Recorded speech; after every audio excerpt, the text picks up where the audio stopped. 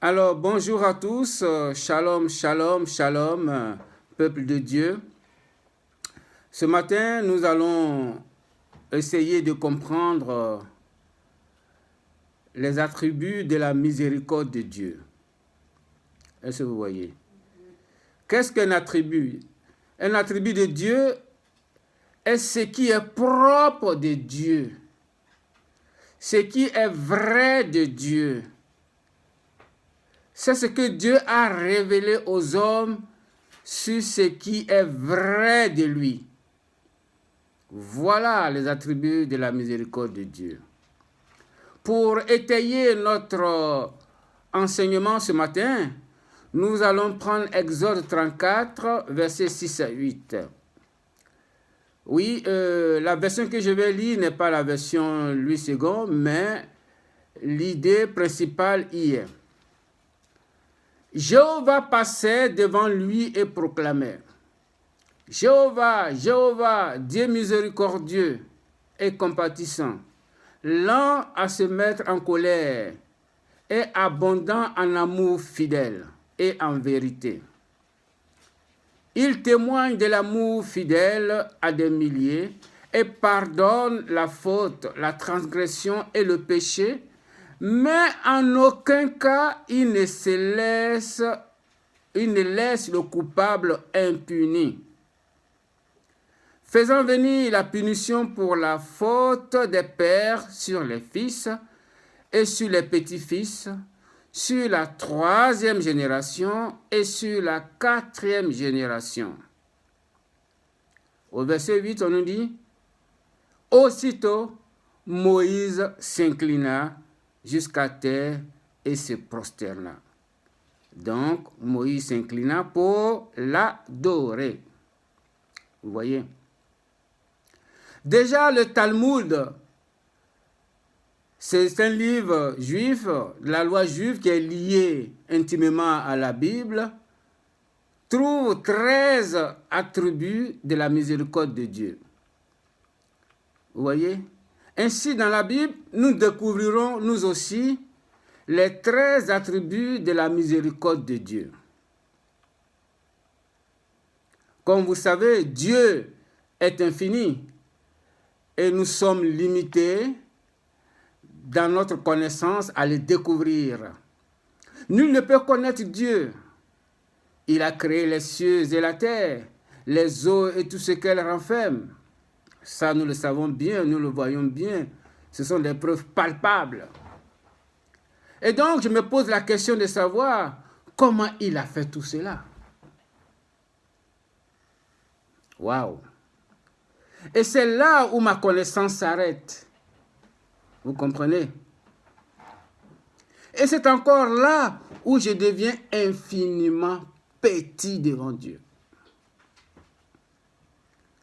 Et j'aimerais que tout le monde ait la même sensation que moi, qu'on reconnaisse que nous sommes infiniment petits devant Dieu.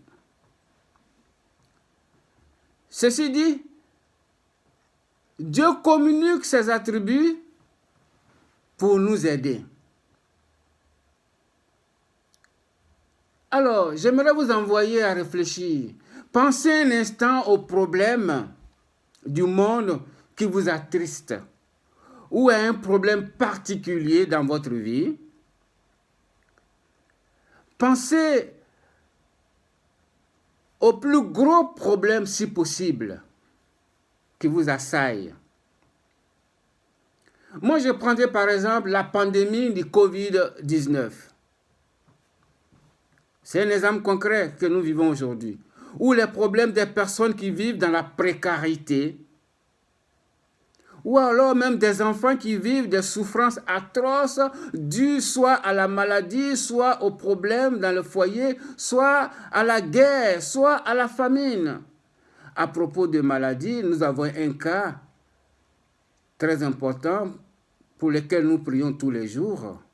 Nous avons le fils d'une amie qui est très malade et nous prions sans relâche pour la guérison de cet enfant.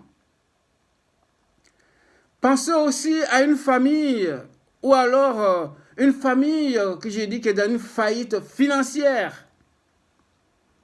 Un accident, un handicap d'un enfant ou d'un parent. Le veuvage, le célibat, le décès d'un être cher. Comme ce que nous venons de vivre récemment, le décès de mon ami qui est parti laisser ses 4 enfants et son épouse. Pensons aussi au problème du chômage dans la vie de certaines personnes. Une situation de mésentente, par exemple, en famille. Et ça, c'est très grave. Et le plus souvent, c'est ce que nous rencontrons. Ou alors, un problème de mésentente au travail avec l'employeur ou un collègue. Pensez à tous ces problèmes-là. Il y en a plein. Il y en a vraiment beaucoup. Un exemple concret est celui de Job dans la Bible. Job, que beaucoup de serviteurs de Dieu appellent l'ami de Dieu. Dieu lui a fait découvrir les attributs de sa miséricorde. Et Job s'est exclamé avec foi. Mes oreilles avaient entendu parler de toi, mais maintenant mon œil t'a vu. Amen. Ça, c'est une grande déclaration de la part de Job. Nous allons alors, comme Job, soumettre nos difficultés personnelles en nous appuyant sur les attributs de la miséricorde de Dieu.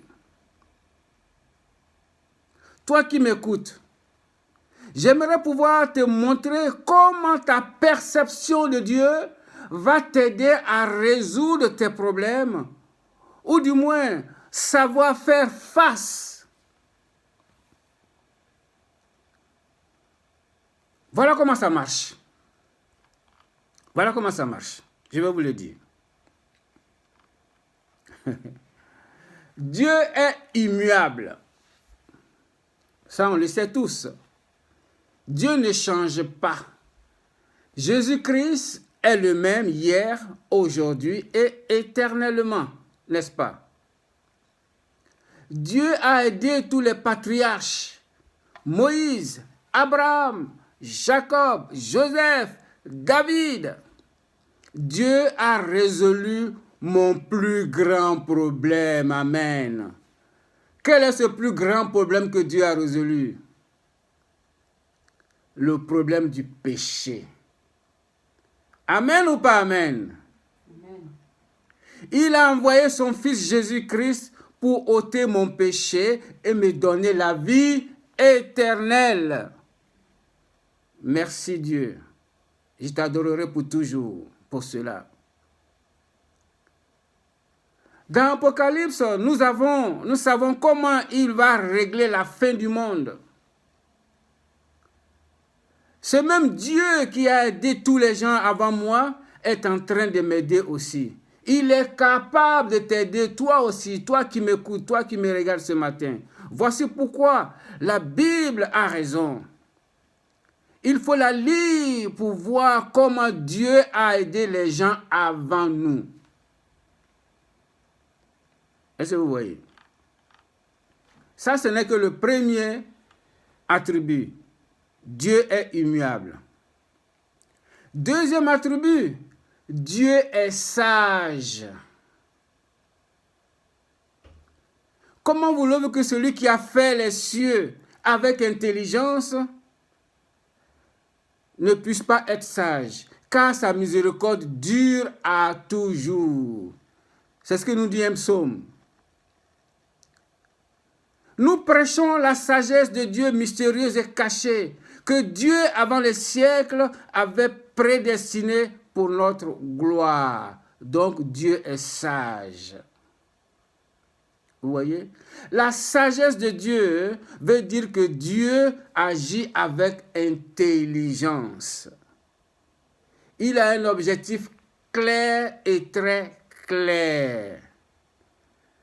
La sagesse de Dieu veut dire qu'il veut mon bien. Il veut ton bien. Il veut notre bien. Il sait ce qui est mieux pour moi. De ce fait, il permet que les problèmes aient lieu dans ma vie parce qu'il sait ce qui est le mieux pour moi. Vous savez, le psaume 23 dit au verset 1, « Le Seigneur est mon berger. » Voilà. Dieu ne fait rien au hasard. Il connaît la meilleure solution à tes problèmes et à mes problèmes. Tu te dis qu'il me faut la solution aujourd'hui, mais lui, Dieu te dira non. Sache qu'un non chez Dieu veut dire oui. Amen. Vous voyez? C'est là en tout la sagesse de Dieu. Voilà. Dans un passage biblique, on dit que la sagesse de Dieu est folie pour les hommes sur la terre. Voilà.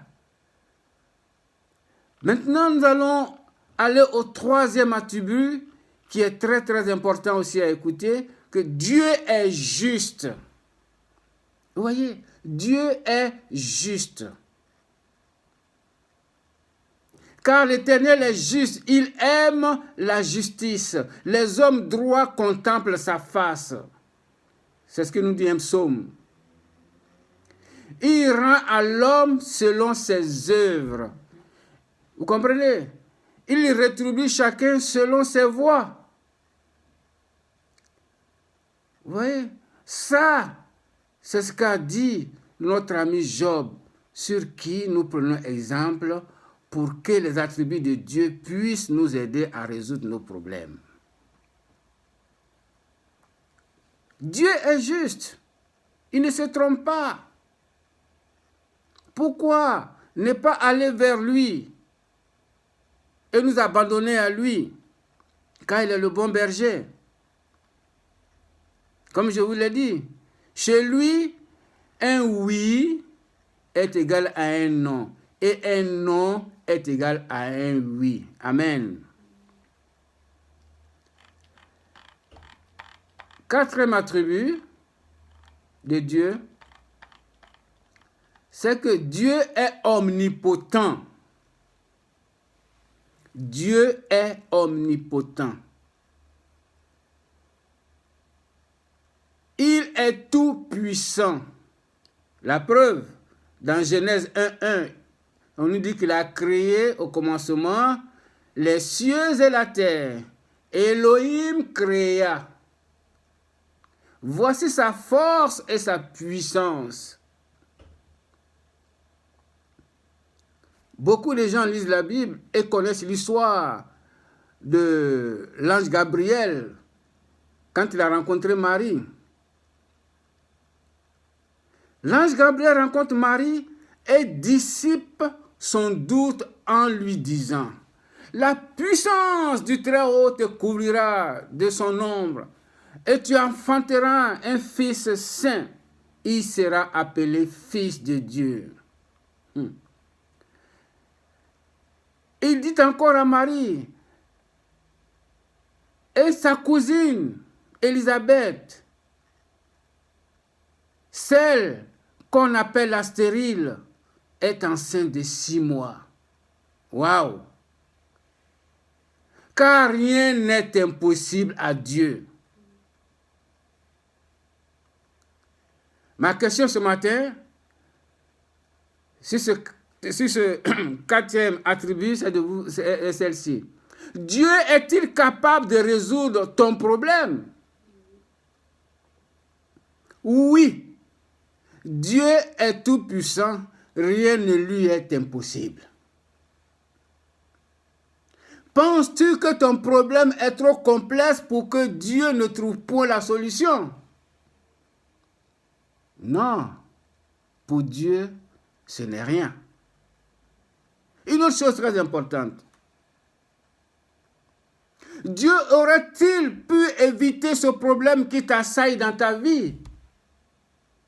Oui. L'a-t-il fait? Non. S'il ne l'a pas évité, sache que c'est sa volonté. Amen, alléluia. Dieu a un plan d'amour pour chacun. Il a des raisons précises que nous ne connaissons pas et nous ne pourrons jamais connaître parce que Dieu est Dieu. Dieu sait ce qu'il fait. Il a des raisons précises, même si tu ne comprends pas. Il faut accepter sa volonté sans nous plaindre, même si elle est différente de la nôtre. C'est une bonne devise du vrai croyant. Oui, il faut accepter la volonté de Dieu, même si elle est différente de la nôtre. Vous voyez? Maintenant, on va arriver au 5e attribut qui est Dieu est omniscient. Dieu sait tout sur toi. Oui, Dieu sait tout sur moi. Dieu sait tout sur nous. Et il y a un psaume qui le dit. Le psaume 139. J'aimerais que vous le lisiez. Éternel, tu me sondes et tu me connais. Tu sais quand je m'assieds et quand je me lève. Tu pénètres de loin ma pensée. Tu sais quand je marche et quand je me couche. Et tu pénètres toutes mes voies. Amen. Car la parole n'est pas encore sur ma bouche ni sur ma langue, que déjà, ô Éternel, tu la connais entièrement. Vous voyez? Dans ce même chapitre du psaume, au verset 15, il est écrit ceci. Mon corps n'était point caché devant toi lorsque j'ai été fait dans un lieu secret. Quand je n'étais qu'une masse informe, tes yeux me voyaient. Et sur ton livre étaient tous inscrits les jours qui m'étaient destinés avant qu'aucun d'eux n'existe. Waouh!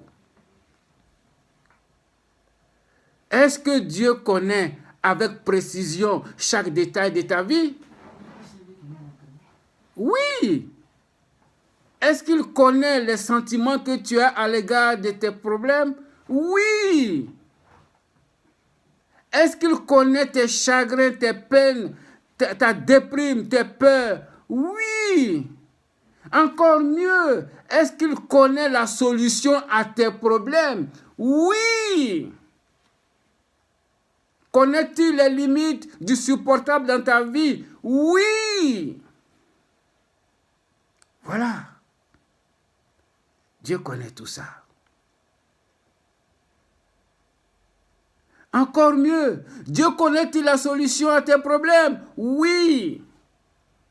Il nous dit, toujours dans la Bible, aucune tentation ne vous est survenue qui n'ait été humaine, et Dieu qui est fidèle ne permettra pas que vous soyez tentés au-delà de vos forces, bien-aimés. Mais avec la tentation, il préparera aussi le moyen d'en sortir, afin que vous puissiez la supporter. Oh, roi des rois, merci.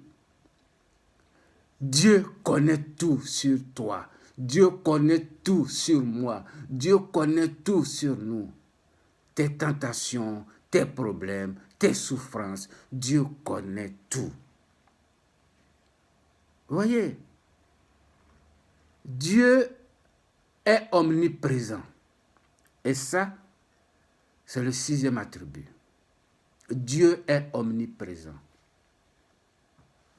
C'est vrai. Dans la parole de ces 4 évangélistes, il a dit ceci chez Matthieu. Je suis avec vous jusqu'à la fin des temps. Et ce qui me plaît dans ce passage, c'est que c'est la dernière phrase de l'évangile de Matthieu. Allez-y vérifier. Il nous dit encore, dans Ésaïe 41, verset 10, « Ne crains rien, car je suis avec toi. Ne pointe pas des regards inquiets, car je suis ton Dieu. Je te fortifie, je viens à ton secours, je te soutiens de ma droite triomphante. » Amen, Seigneur. Il est mon berger, je ne manquerai de rien. Ensuite, quand je marche dans la vallée de l'homme de la mort, je ne crains aucun mal, car il est avec moi. Ça veut dire que Dieu, il tient à sa parole. Il dit ce qu'il fait. Il dit, je suis avec vous jusqu'à la fin du monde. Je prends un exemple très simple. Paul et Silas, dans Actes 16 au verset 25, ils étaient en prison. Qu'est-ce qu'ils ont fait? Ils ont chanté les louanges de Dieu. Ils se sont adressés à Dieu. Et Dieu s'est souvenu d'eux. Dieu est resté présent avec eux. Il a délié les chaînes. Il a ouvert les portes. Il a fait sortir Paul et Silas. Allez-y lire ce passage. Ça va vous édifier. Vous voyez, Dieu est omniprésent.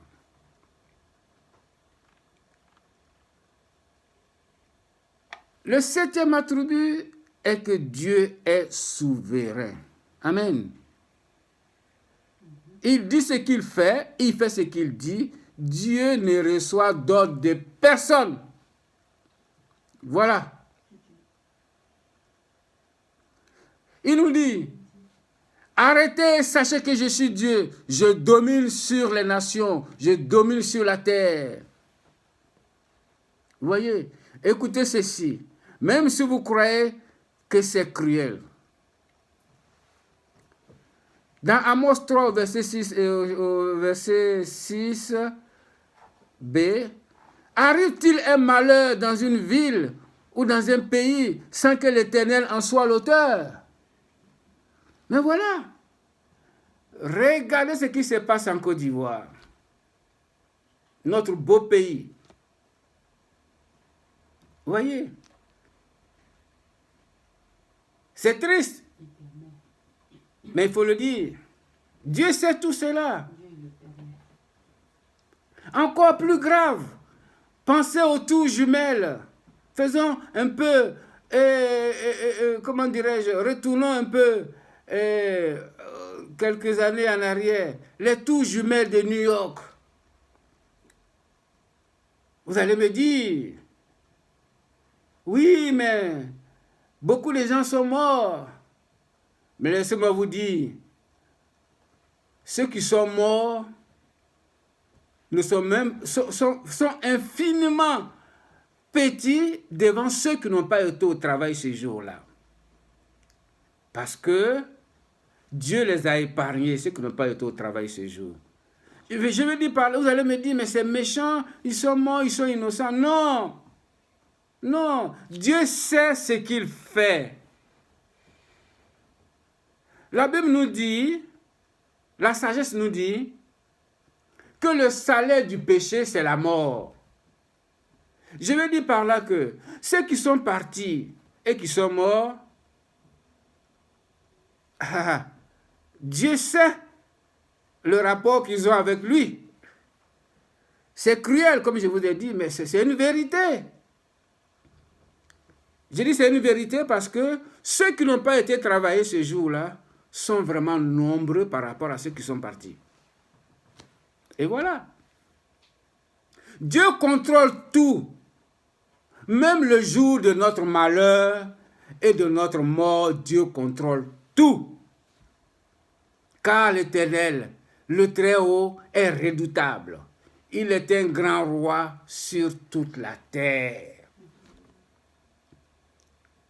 Vous voyez? Il est souverain. Dieu est fidèle. 8e attribut. Dieu est fidèle.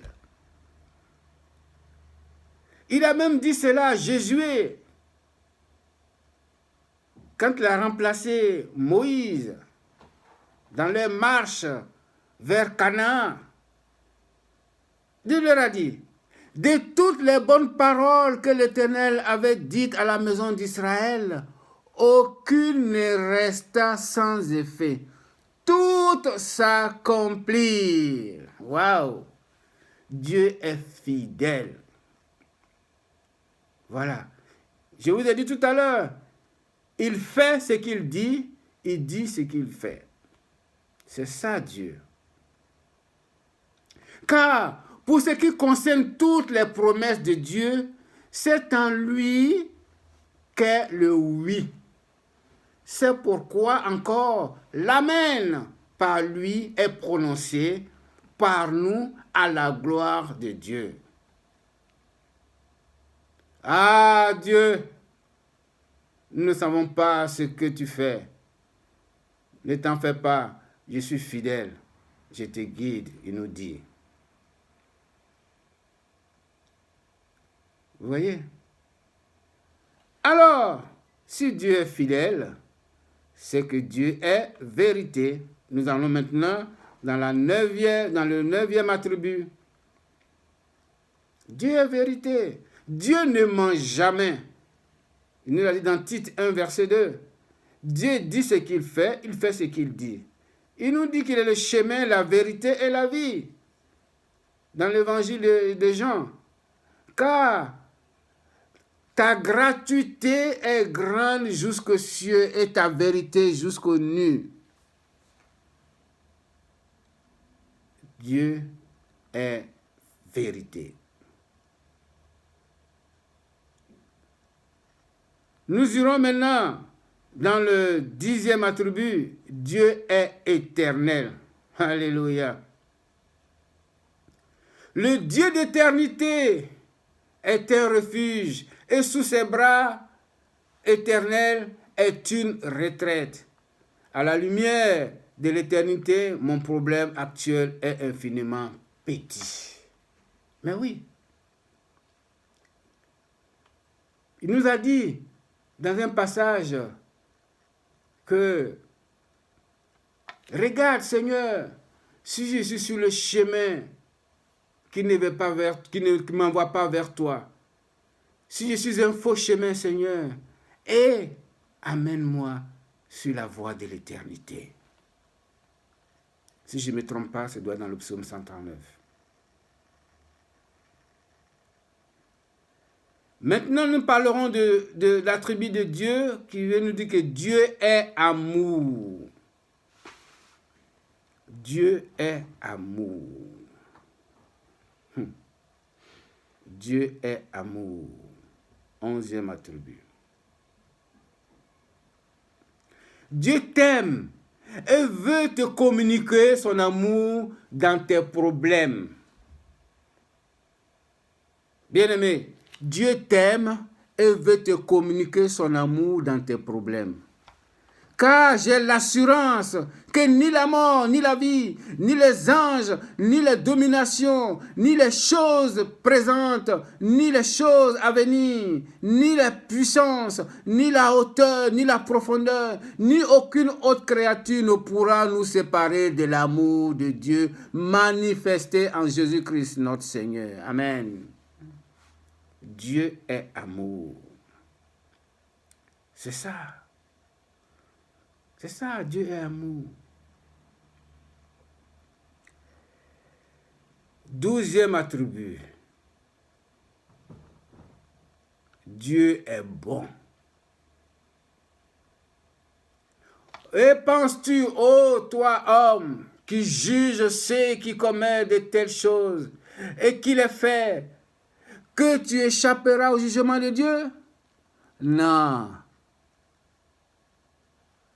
Tu ne pourras pas échapper au jugement de Dieu. Voilà. Méprises-tu les richesses de sa bonté, de sa patience, de sa longanimité, ne connaissant pas que la bonté de Dieu te pousse à la repentance? La bonté de Dieu est immuable et ne change pas.